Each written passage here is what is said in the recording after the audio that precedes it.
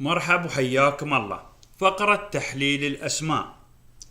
كل إنسان اسمه ماهر، إنسان فطن، كثير الكلام، كثير التعبير، ما يحب الكذب ولا يحب يتعامل مع الكذب، كثير سرد القصص، كثير الروايات، كثير الخيال، واسع متسع، عنده صداقات كثيرة، يحب يكون مبدع، يحب يكون متعاطف مع الآخرين، إنسان يحب لملمة الآخرين بالسوالف، يعني يحب يجتمع مع الناس، يحب يجتمع مع الأسرة.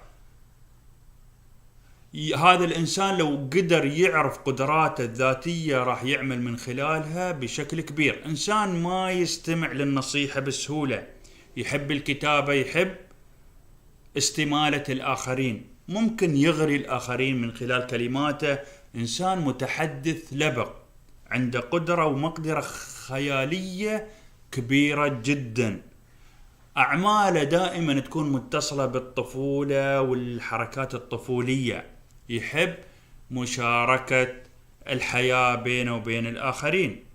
ممكن يكون كاتب، ممكن يكون صحفي، ممكن يكون متحدث لجهة معينة.